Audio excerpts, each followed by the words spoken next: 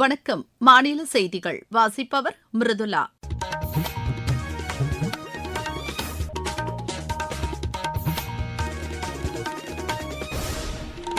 தலைப்புச் செய்திகள். மாநில தலைமை செயலாளர்களின் தேசிய மாநாட்டில் பிரதமர் திரு நரேந்திர மோடி இன்று பங்கேற்கிறார். தமிழகத்தில் வாக்காளர் பட்டியலில் பெயர் சேர்த்தல் மற்றும் திருத்தம் செய்வதற்கான சிறப்பு முகாம்கள் இன்றும் நாளையும் நடைபெறவுள்ளது. திருவண்ணாமலை மாவட்டத்தில் 2095 கோடி ரூபாய் மதிப்பில் முடிவடைந்த திட்டப் பணிகளை முதலமைச்சர் திரு மு.க.ஸ்டாலின் இன்று தொடங்கி வைக்கிறார். திமுக ஆட்சியில் நெசவாளர்கள் பெரிதும் பாதிக்கப்பட்டுள்ளதாக பிஜேபி மாநில தலைவர் திரு நயினார் நாகேந்திரன் குற்றம் சாட்டியுள்ளார். இலங்கைக்கு எதிரான 3வது மகளிர் டுவெண்டி கிரிக்கெட் போட்டியில் இந்தியா 8 விக்கெட் வித்தியாசத்தில் தொடரை கைப்பற்றியது. இனி விரிவான செய்திகள். புதுதில்லியில் நடைபெற்று வரும் மாநில தலைமை செயலாளர்களின் தேசிய மாநாட்டில் பிரதமர் திரு நரேந்திர மோடி இன்று பங்கேற்கிறார். நேற்று தொடங்கிய இந்த மாநாடு நாளை வரை நடைபெறவுள்ளது. மத்திய மாநில அரசுகளுக்கிடையிலான உறவை வலுப்படுத்தி நாட்டின் வளர்ச்சிக்கான முன்னுரிமை பணிகளை ஒருங்கிணைத்து செயல்படுவதை நோக்கமாக கொண்டு இந்த மாநாட்டிற்கு ஏற்பாடு செய்யப்பட்டுள்ளது. வளர்ச்சி அடைந்த இந்தியாவிற்கான மனிதவளம் என்ற கருப்பொருளின் அடிப்படையில் இந்த ஆண்டு மாநாடு நடைபெறுகிறது. ஆரம்ப கல்வி, பள்ளிக்கல்வி, உயர்கல்வி, திறன் மேம்பாடு, விளையாட்டு மற்றும் இதர பாடத்திட்டங்கள் குறித்தும் இந்த மாநாட்டில் விரிவாக விவாதிக்கப்பட உள்ளது. தமிழகத்தில் வாக்காளர் பட்டியலில் பெயர் சேர்த்தல் மற்றும் திருத்தம் செய்வதற்கான சிறப்பு முகாம்கள் இன்றும் நாளையும் நடைபெறவுள்ளது. அனைத்து வாக்குச்சாவடிகளிலும் இதற்கான ஏற்பாடுகள் செய்யப்பட்டுள்ளதாக தமிழக தலைமை தேர்தல் அதிகாரி திருமதி அர்ச்சனா பட்நாயக் கூறியுள்ளார். இதுகுறித்து அவர் வெளியிட்டுள்ள அறிக்கையில், தகுதியுள்ள வாக்காளர்கள் தங்களது விண்ணப்பங்களை இந்த முகாம்களில் வழங்கலாம் என்று அவர் தெரிவித்துள்ளார். வரைவு வாக்காளர் பட்டியலில் பெயர் இடம்பெறாத 18 வயது நிரம்பியவர்கள் படிவம் 6 உறுதிமொழி படிவத்துடன் சமர்ப்பித்து தங்களது பெயரை சேர்க்க விண்ணப்பிக்கலாம் என்றும் அவர் கூறியுள்ளார். முகவரி மாற்றம், ஏற்கனவே வாக்காளர் பட்டியலில் உள்ள பதிவுகளில் திருத்தம் செய்தல், புகைப்படத்துடன் கூடிய வாக்காளர் அடையாள அட்டையில் மாற்றம் செய்தல் ஆகிய கோரிக்கைகளுக்கு படிவம் 8 மூலம் விண்ணப்பிக்கலாம் என்றும் திருமதி அர்ச்சனா பட்நாயக் தெரிவித்துள்ளார். திருவண்ணாமலை மாவட்டத்தில் 2095 கோடி ரூபாய் மதிப்பில் முடிவடைந்த திட்டப் பணிகளை முதலமைச்சர் திரு மு.க.ஸ்டாலின் இன்று தொடங்கி வைக்கிறார். திருவண்ணாமலையில் நடைபெறும் விழாவில் 46 புதிய பணிகளுக்கு அவர் அடிக்கல் நாட்டுகிறார். 14,734 கோடி ரூபாய் மதிப்பிலான நலத்திட்ட உதவிகளை பயனாளிகளுக்கு முதலமைச்சர் வழங்கவுள்ளார். தமிழகம் முழுவதும் 10 லட்சம் மாணவ மாணவியருக்கு விலையில்லா மடிக்கணினிகள் வழங்கும் திட்டத்தை முதலமைச்சர் திரு மு.க.ஸ்டாலின் வரும் 5ஆம் தேதி தொடங்கி வைக்க உள்ளதாக மாநில அமைச்சர் திரு சக்கரபாணி தெரிவித்துள்ளார். திண்டுக்கல் மாவட்டம் ஒட்டன்சத்திரத்தில் நகரும் நியாய விலைக் கடைகளை தொடங்கி வைத்த பின்னர் செய்தியாளர்களிடம் பேசுகையில் இதனை அவர் தெரிவித்தார். இலவச மடிக்கணினி வழங்கும் திட்டத்தால் ஏராளமான மாணவர்கள் பயனடைவார்கள் என்றும் அவர் கூறினார். காவிரி கூட்டுக்குடிநீர் திட்டத்திற்காக 1000 கோடி ரூபாய் ஒதுக்கப்பட்டு பணிகள் நிறைவடைந்துள்ளதாகவும் விரைவில் பொதுமக்கள் பயன்பாட்டிற்கு இத்திட்டம் வரும் என்றும் அவர் தெரிவித்தார். தமிழகத்தை குடிசையில்லாத மாநிலமாக மாற்றும் நோக்கில் முதற்கட்டமாக 1 லட்சம் வீடுகள் கட்டி முடிக்கப்பட்டு திறந்து வைக்கப்பட்டுள்ளதாகவும் அமைச்சர் கூறினார். நீங்கள் கேட்டுக்கொண்டிருப்பது மாநில செய்தி அறிக்கை. ஊரக வளர்ச்சிக்கான புதிய அத்தியாயம். வளர்ச்சியடைந்த இந்தியாவிற்கான ஊரக வேலைவாய்ப்பு உறுதி மற்றும் வாழ்வாதார சட்டம். இந்த சட்டம் வருடத்திற்கு 125 நாட்கள் வேலையை உறுதி செய்கிறது. இதில் வாரந்தோறும் ஊதியம் வழங்கப்படுவது கட்டாயமாக்கப்பட்டுள்ளது. பணி முடிந்த 15 நாட்களுக்குள் ஊதியம் வழங்குவதை உறுதி செய்வதற்கான அம்சங்களும் இதில் இடம்பெற்றுள்ளன. ஊதியம் காலதாமதமாக வழங்கப்பட்டால் அதற்கான இழப்பீட்டுத் தொகைக்கும் இதில் வகை செய்யப்பட்டுள்ளது. வளர்ச்சியடைந்த இந்தியாவிற்கான பயணத்தில் மோடி அரசு தொடரும் சீர்திருத்த நடவடிக்கைகள்.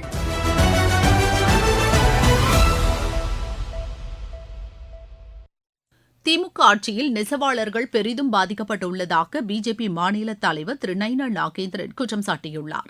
ஈரோடு மாவட்டம் கோபிச்செட்டிப்பாளையத்தில் நேற்று நடைபெற்ற பொதுக்கூட்டத்தில் பேசிய அவர், ஜவுளி தொழிலுக்கு புகழ்பெற்ற ஈரோடு மாவட்டத்தில் நெசவாளர்களுக்கு போதுமான கூலி கிடைக்கவில்லை என்று தெரிவித்தார். அவர்களுக்கு சட்டப்பூர்வ கூலியை உறுதிப்படுத்த மாநில அரசு நடவடிக்கை எடுக்கவில்லை என்றும் அவர் குறை கூறினார். காளிங்கராயன் கால்வாயில் அதிகப்படியான சாயப்பட்டறை கழிவுகள் கலப்பதால் சுற்றுச்சூழல் மாசு ஏற்பட்டுள்ளதாகவும் திரு நாகேந்திரன் குறிப்பிட்டார். கேரளாவில் பறவை காய்ச்சல் பரவி வரும் நிலையில் அதன் எதிரொலியாக கோவை மாவட்ட எல்லையில் உள்ள சோதனைச் சாவடிகளில் தடுப்பு நடவடிக்கைகள் மேற்கொள்ளப்பட்டுள்ளன. அம்மாநிலத்திலிருந்து வரும் வாகனங்கள் பரிசோதனை செய்யப்பட்டு சுகாதாரத்துறையின் சார்பில் கிருமி நாசினி தெளிக்கப்பட்டு வருவதாக எமது செய்தியாளர் தெரிவிக்கிறார்.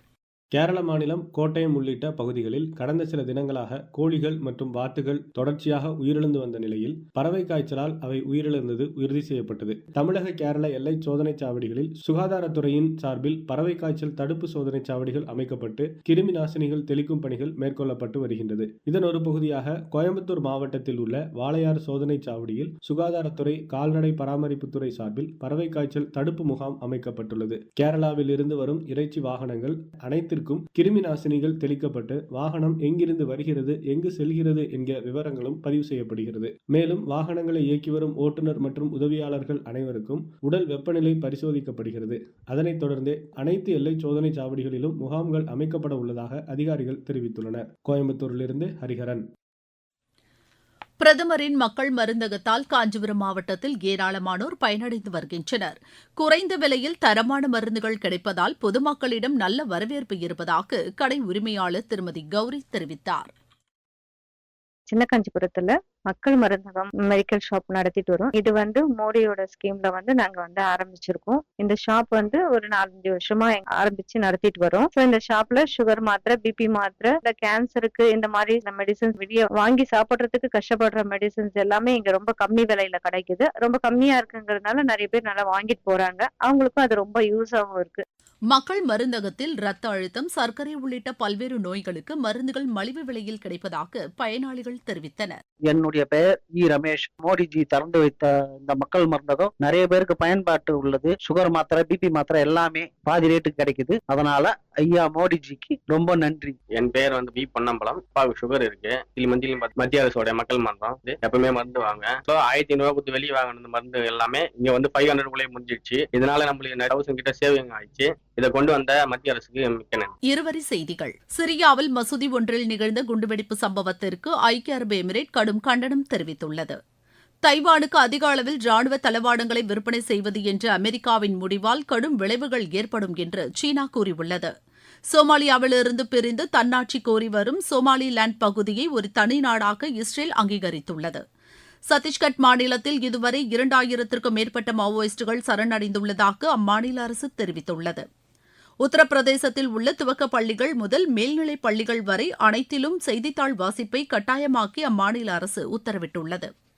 தூத்துக்குடியில் 3 நாள் சுதேசி திருவிழா நேற்று தொடங்கியது.